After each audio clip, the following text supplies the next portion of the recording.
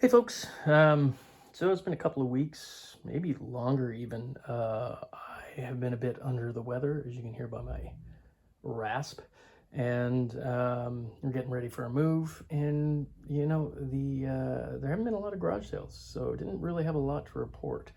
And I'm not gonna go with make a video for every tiny little find I came. So I saved up a few weeks here. Also had a great call. Nice thing about having your own store, retail store, is that people call you to come look at stuff. So I picked up a great bunch of records we'll go through. I'll go through the garage sales first. First week, I hit 3 or 4 of them and got skunked. I mean, zero. And you see a lot of people on YouTube, and they're constantly coming up with great stuff. I'm sure people have said, "Oh God, he gets stuff all the time." You don't. You see the scores. You see the finds. You don't see the weeks sometimes that we go where we get nothing at all, and that does happen. It's happens more and more now. It's much harder to find stuff than say 15 years ago or 20 years ago. Now it is much harder, and there's a lot more people looking now. So but yeah, the last weekend I did manage to hit, there were about 4, and I managed to find things at 2, so we'll go into those. Later, but for now, the first garage sale I hit that weekend, I picked up this Johan 69 Roadrunner model. It's a vintage kit. Somebody started putting it together. There is the engine. I went through it. It seems like all the parts are there. Sadly, the instructions are not, which is kind of vital, but still. Decal sheets in there. It's in nice shape. The box is in pretty good shape too. Don't sleep on models, especially seal model kits that have a little bit of age to them. Stuff from the 60s, 70s, 80s, they go for really good money. I mean, this one, if it had the instructions and hadn't been built, that's $100 kit. You just go look at the comps on eBay. As it is, probably 40, 50 bucks. I haven't really gone through and done the research on it yet, but I have a pretty good idea. It's a sought after car. It's a great kit. So I picked that up. It was 10 bucks at a garage sale, which is more than, you want to pay at a garage sale. But I had been, like I said, hadn't found anything, was feeling a little disappointed, was like, you know what, who cares, want to get something. And at that same sale, I picked up this. It's an awesome Labatt's bottle. Now I know it is beat, but it's a paper label. And it's early, and you just don't find early paper labels like this. They disintegrate. They were tossed. The bottles were washed. It's surprising, the bottles survived, because on here, does it have the...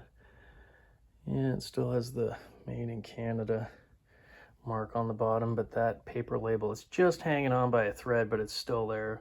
You can just make it out. It's actually the graphics match. You can see it over there. There you go. Yeah, Labatt's tray. Early ceramic Labatt's tray, and there's a little arrow on there stating Union Made. It's for their pale ale. So yeah, I picked that up. I can't remember. I think it was like $4 for the bottle. And then I was kind of driving around, and I had gone about 20 minutes outside of town, and I was just stopped and Googled thrift stores near me, and this little church type place popped up. I guess it was like a thrift store in an old church. Went in, lots and lots of stuff, but the first thing I found was this nice Hulk Hogan. It's the white shirt version. I've actually sold one of these in maybe a little better shape, or maybe similar shape, who knows, not too long ago, about 5 or 6 months ago, for like $100 on eBay. So I'm figuring maybe similar, maybe a little less, but still for $1, nice pickup. The purchase prices, by the way, that I'm talking about are in Canadian. The selling prices are in American, because I sell on eBay in American, and a few other sites. But he had some records, and they were kind of priced a little high for me to pick up. There wasn't anything really great in there. But he did have cassettes, and I'll pick up cassettes when, they're like $1 a piece. So there's The Cure, and Kiss, and Prince. But this is the surprise of the week. It's a band called Attitude, kind of written in sort of like that heavy metal font. I looked at it. I was like, oh, that's weird. They're sealed. I managed to find 5 of them. And I looked at them and I'm like, this is an independent cassette. And usually when you find indie stuff, especially, you can end up with really expensive indie cassettes, especially punk bands and things like that. But I just grabbed this because I was like, it's $1 a piece. I'll get them all. Why not? Check Discogs. None sealed have ever been offered. But a couple of them have sold for over 100. One without just the cassette, without the case, sold for $40. And there's been 5 or 6 in that $50 to $75 range. So who knows? I've got 5 of them. I'm not going to flood the market and dump them all out there at once, but I think, sell a few, sell one every, 3-4 months type thing. Keep without flooding the market, because sometimes people do that. Sometimes people will get something, they'll get multiples of it, and they'll sell the first one, and then they get excited, so they put another one up right away. And the person who just bought it probably feels a little, ripped off. And then, if they keep doing that, the prices just plummet, and it can take a year or 2 to recover, because when somebody has a find now, again, there's no sealeds ever been offered before, so this probably is it in terms of the seals that are out there. But you never know, maybe somebody has more, who knows. But anyways, I'm gonna throw them up on eBay. I don't know what price I'm gonna start it at. Maybe I'll just auction it, auction one and see where it goes. The other thing that was at this place was this carnival mirrors. Basically, these were at head shops, or you could win them at like your local carnival, and I sell these all the time. The heavy metal ones sell best, but MJ, I've sold Cyndi Lauper before. Purple, there's Prince, Purple Rain, but I got 2 MJs and a Prince. He had them at $5 a piece. He'd obviously marked them down from something else, so they weren't moving for him, so I grabbed those. And that was it, garage sale wise.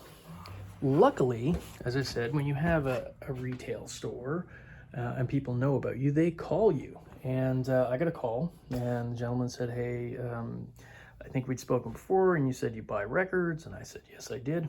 And he gave me an address, and he sort of told me what he had, about 1,000 records, maybe a few more. And I was like, oh, okay, great, I'll go have a look. Went down there, and it was such an amazing place. It's at the end of a street in Hamilton, and the rest of the houses are all, kind of, just nice houses. They've been redone, but they were, smaller townhouses type thing, nothing really big. And then at the end of the street, in the middle of Hamilton, it's like this castle. I mean, I was baffled. It was like literally, it was a mansion, but it was like done up like a castle.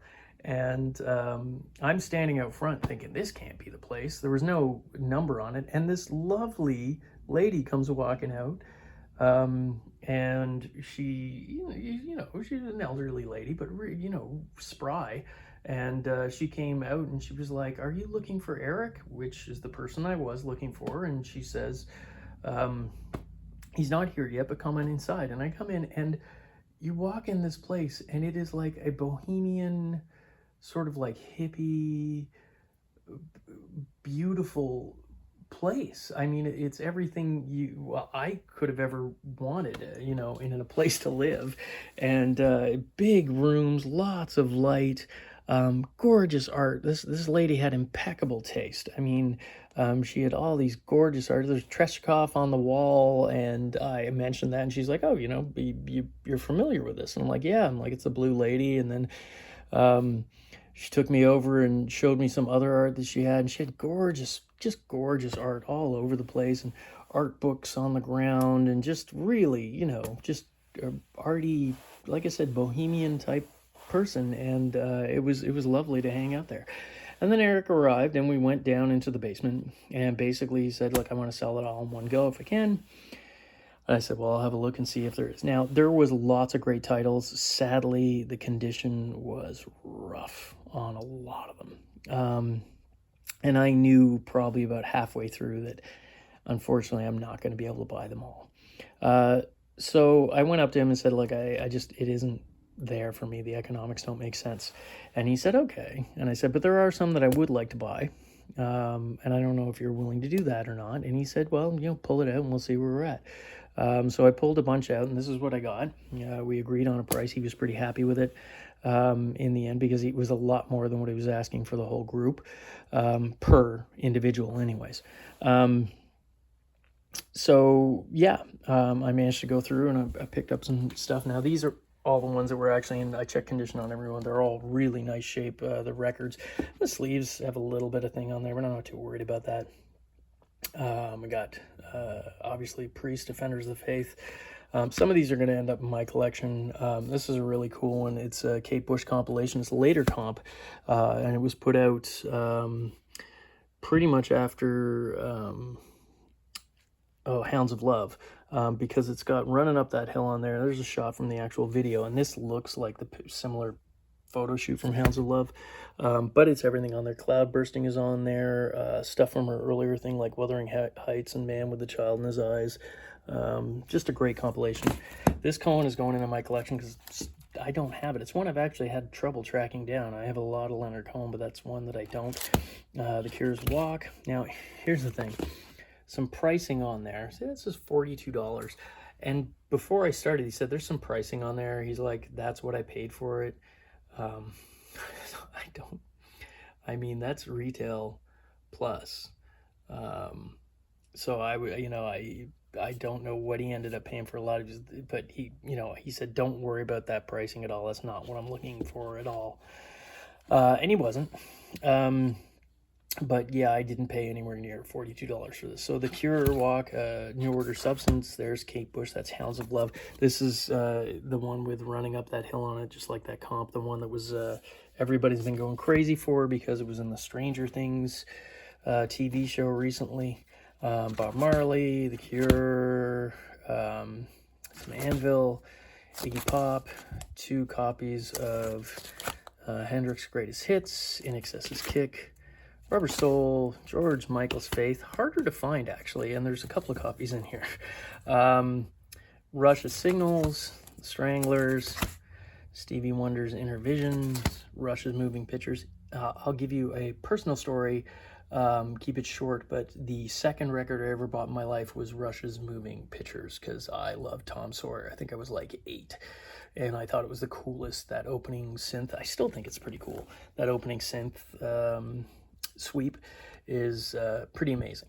And just to tell you, I actually went into the record store 2 weeks before that. My first time ever I was in Ottawa, and I went into a store in Spark Street, and I walked in intending to buy this. And instead I walked out with ABBA's Super Trooper. I don't know what happened. It was playing, and I asked the guy, what is this? And he told me, and I'm like, I grabbed that. Kind of another, personal note. The third record I ever bought was, I went back to Eaton's, where I bought this Rush and bought Black Sabbath's We Sold Our Souls for Rock and Roll. So yeah, it was kind of all over the place, even from the beginning. Rush, Farewell to Kings, Slander. They're kind of like a punk type band. I believe they're Canadian. Frank Zappa, Marillion, AC/DC, Aha, Bowie. It's Best Buy copy, but still they're worth picking up. More Anvil, a couple of Princes. Let's put those back over here. Great Canadian Hamiltonian punk band, Teenage Head.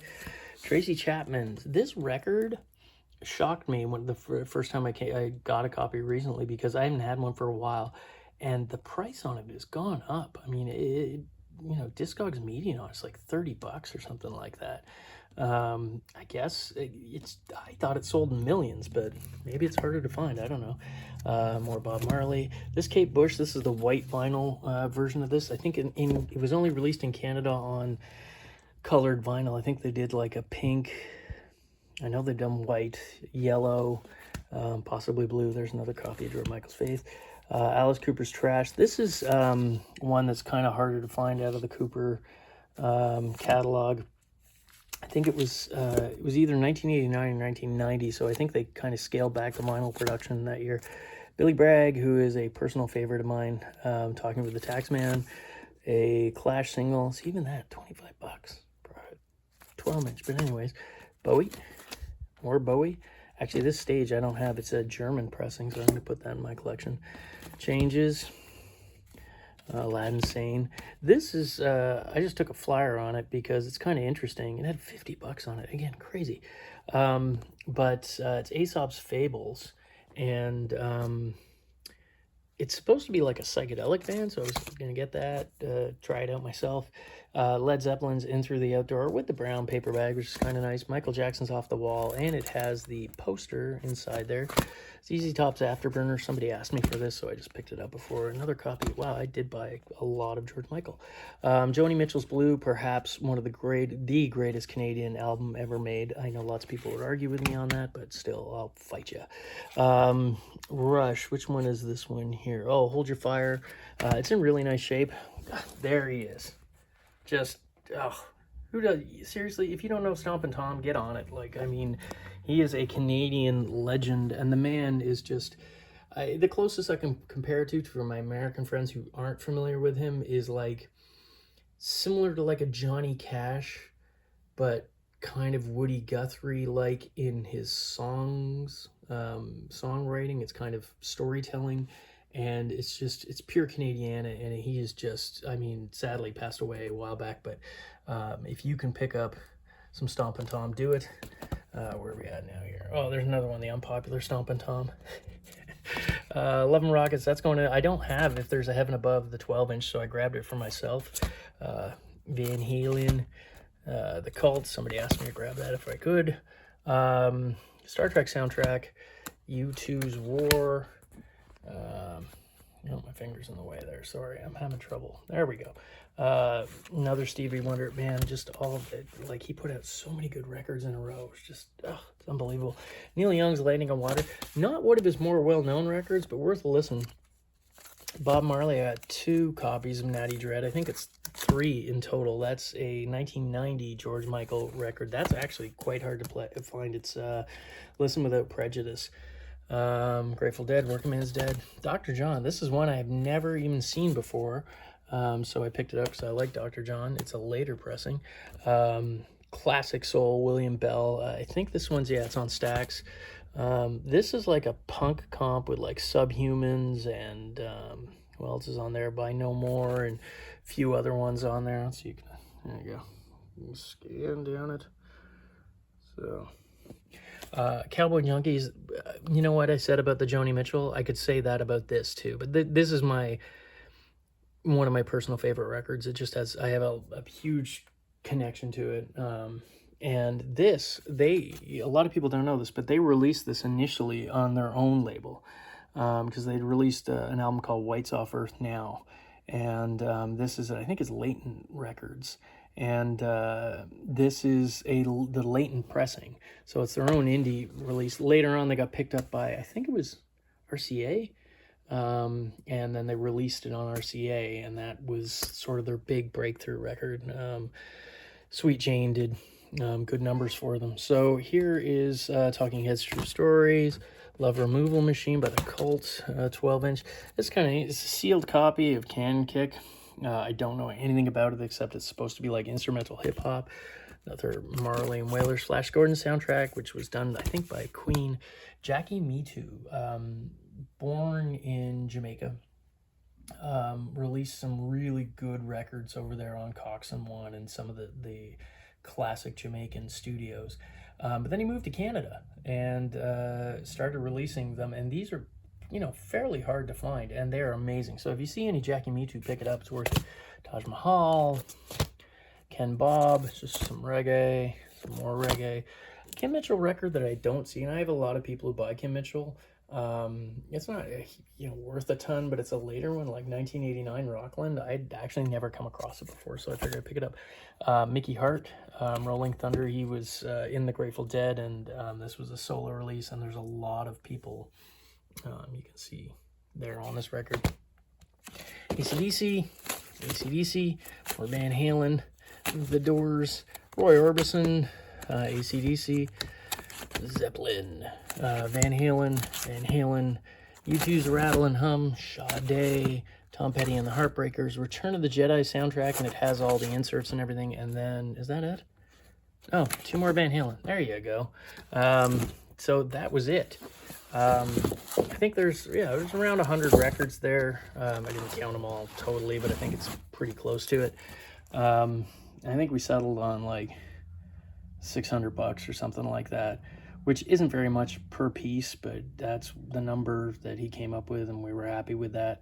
Oh, and then at the end, I just saw these poking out of a box, and he basically, I asked him about them, and he said he doesn't even remember getting them, and he doesn't know what those prices are on there.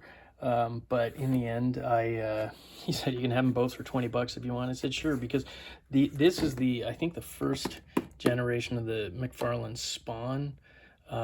It's the Samurai Wars one, so that's kind of good. And then any of the McFarlane ones that are sort of rock and roll, and you can find them boxed like this, pick them up. It's totally worth it. And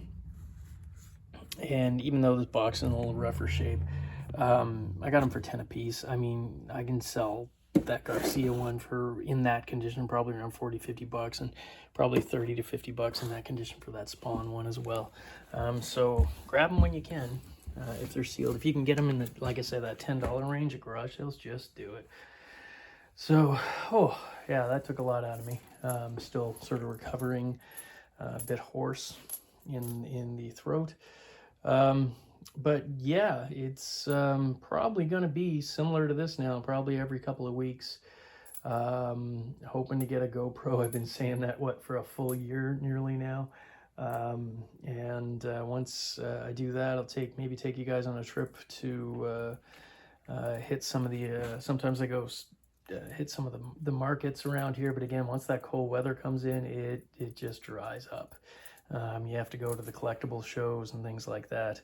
I still find great deals at collectible shows, but they're certainly not garage sale deals, but still good stuff. So that's it for this week. I hope you all are, able to still find stuff, especially you people down in some of the more sunnier climes. I hope you're hitting it hard on the garage sale trail. And yeah, if you want to like and subscribe, go ahead. You don't have to. Like I said, not the boss of you. It's a free country, or countries, wherever you're from. Hopefully it's a free country wherever you're from.